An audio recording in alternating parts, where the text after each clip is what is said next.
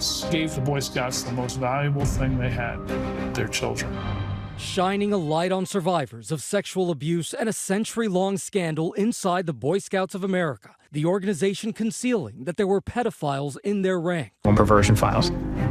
These files were so sensitive that the Boy Scouts did everything they could to make sure that they could not be seen by parents, by police, even by other Scout leaders. According to former New Jersey Boy Scout John Humphrey, that trouble started in 1972, just 12 years old, when he says his Scoutmaster abused him. I was abused over a period of 3 years, probably well over 200 times by my Scoutmaster, who was also my assistant principal, my band leader, my soccer coach, and had unfettered access to me. So I stuffed it away in a place and I never talked to anybody about it. That the organization is still not safe for boys and girls. I'm not gonna sit here and be quiet while I know kids are still at risk in scouting. Hey guys, welcome back to my YouTube channel. It's me here, Comrade Lavender here, and today I'm back with another anti-capitalism true crime deep dive topic. Today I'm going to be doing the pure evil, the Boy Scouts industry files, deep dive into that capitalism, predators, true crime, etc. All my YouTube videos related to this topic will be on the screen right now, as well as linked down in the video description down below for more. If you'd like to check them out, they're going to be in the description, so let's get started into this YouTube video deep dive. Documentarian Brian Capitalism making his 2020 short film Church and the Fourth Estate, which approaches the abuse of Boy Scouts from a media angle. Over 82,000 survivors came forward with allegations against the Boy Scouts organization. This was staggering. More claims were made against than the Catholic Church.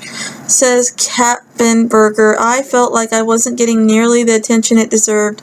I thought it was one of the most underreported journalism stories in the last few years. Like the Catholic Church, few wanted to believe that child sexual abuse was happening in the Boy Scouts, which invokes visions of America and apple pie and baseball. But according to his documentary, there has been thought in the organization from its inception and when it first started. Created as a gilding tool for young boys in 1908 England, this group was forced to fire the doctor working at the world's very first Boy Scout camp for sexual misconduct, the documentary explains. Not long after the Boy Scouts invaded the United States, the Red Flag List, also known as the Ineligible Volunteer Files or Pervasion Papers, was born, a system designed to quietly keep track of the suspected predators within the organization. That information was kept confidential in the Scouts' Texas headquarters, even as thousands of boys were being abused by their Scoutmasters. The files were only publicly released in 2012.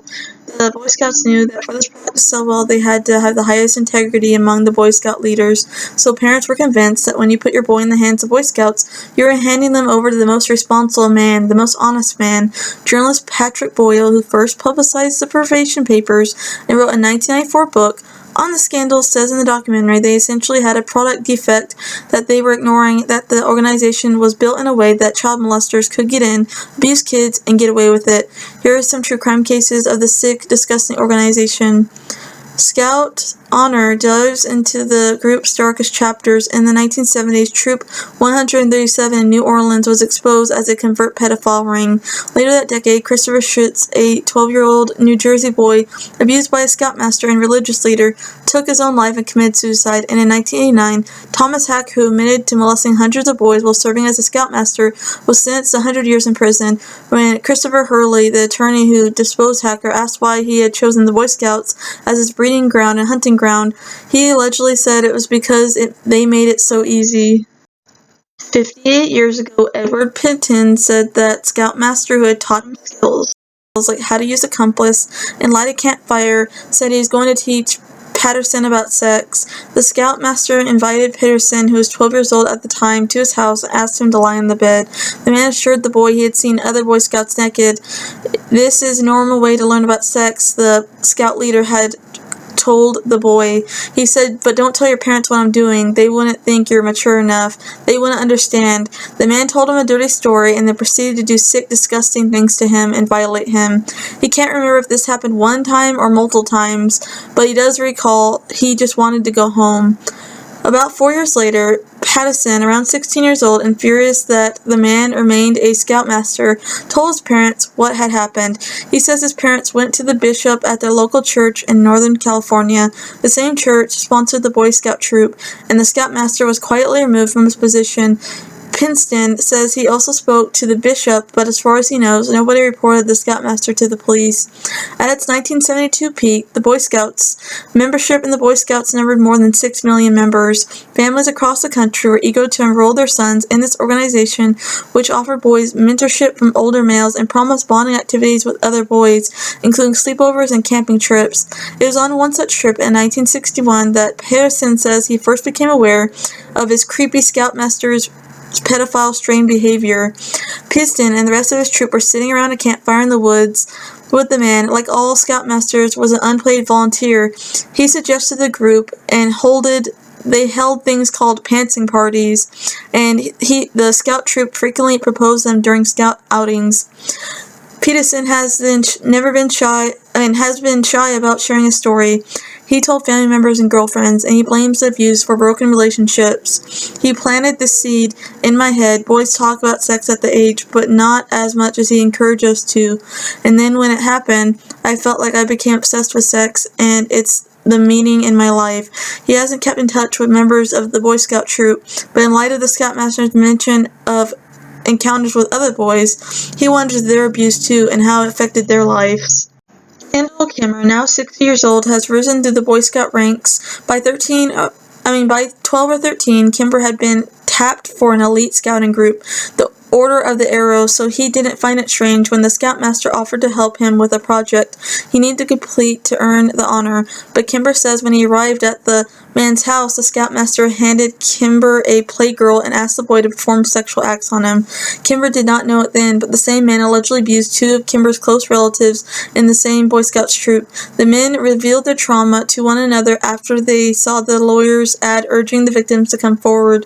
Kimber suspects that the Scoutmaster also abused his younger brother, but he'll never know that for sure because his brother died of complications from drug abuse years ago.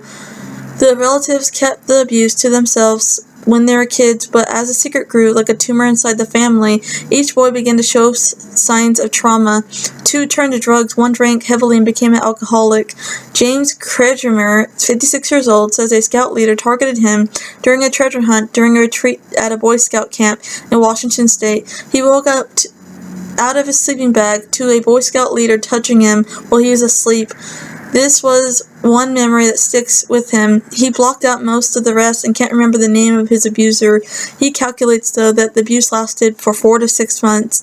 As an adult, he struggled with alcohol problems and spent years in and out of counseling, therapy, and antidepressants. Studies show that survivors of child sex abuse are at increased risk of psychological and physical ailments, ranging from post-traumatic stress disorder, depression, drug abuse, diabetes, heart attacks, and strokes.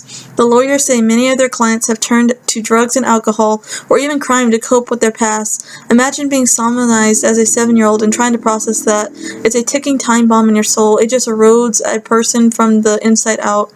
Experts say boys struggle with such a violation of trust differently than girls do.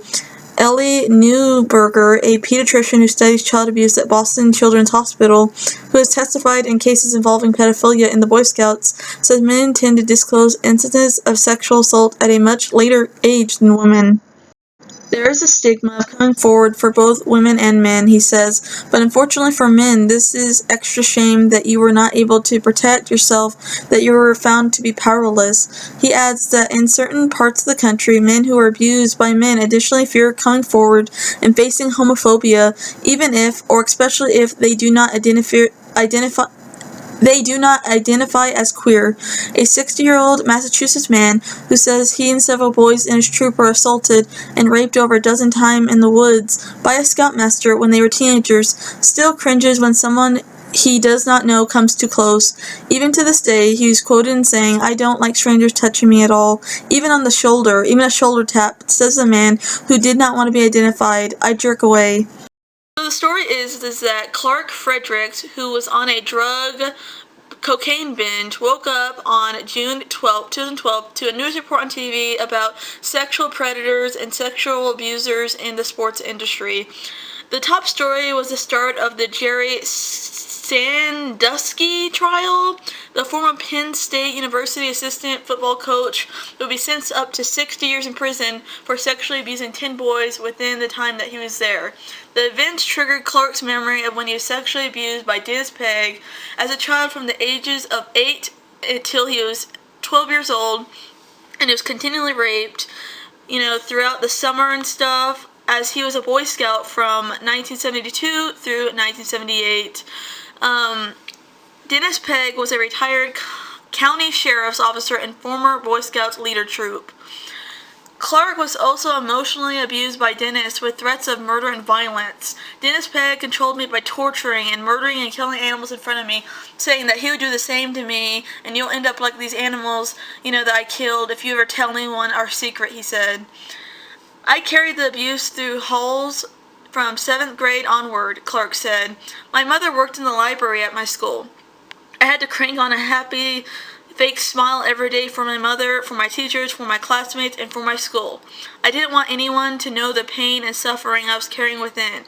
It was like being tortured every day. Clark later recalled he began smoking marijuana in the 7th grade, which extended to alcohol in his high school, college years, and a variety of painkillers and other drugs during his older adulthood. He later, after this severe trauma, developed depression and post-traumatic stress disorder as his life spiraled out of control from the abuse, the traumatic events and abuse from his childhood from Dennis Pegg. The night Fredericks drove to Dennis's home for the first time in 30 years. Clark made a comment about seeing Dennis inside his house, in which he said it was like looking at the devil sitting in his lair. Clark opened up Dennis's storm drawer and walked inside the house, and he confronted him. An argument erupted, and it ended in a fight that led to Dennis laying on the floor with 30 stab wounds, dead, in a puddle of his own blood. I said over and over to him, "How does it feel raping little kids now?" Fredericks told the court about the killing. I also repeated, "It's not so fun raping little kids now, is it?" he quoted himself. The day after Dennis's murder, June 13th, investigating police officers of this murder surrounded Clark's home after learning of him as a probable suspect, and Clark admitted what he did. And one of the detectives recognized Dennis as a very weird man who did weird things. He had been seen, usually at local restaurants in the area with young boys in the area. Clark's attorney and the standing judge agreed that evidence backed up Clark's account of Dennis's sexual abuse towards him.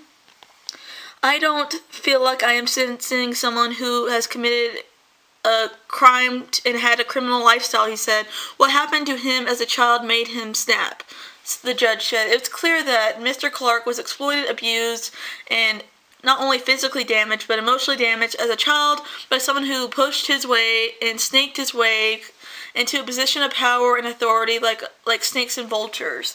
At first, he could have gotten a life sentence without parole, but Clark would later plead guilty to second-degree passion/provocation manslaughter for the murder of Dennis and serve 4.5 years in prison before he was paroled. After this fact, and after the whole situation, Clark began doing high school motivation, but he became a high school motivational speaker and started doing high school motivation, speeches where he went on to urge sexual abuse victims not to make the same mistakes he did in remaining silent and letting the trauma consume his life. He later went on to sue the Boy Scouts, claiming the Boy Scouts of America knew before 1972 about child predators in their industry, including Pegg, and misrepresented its group as saying that they're safe for children when they really were not. The Boy Scouts of America hired pedophiles but excluded gay members.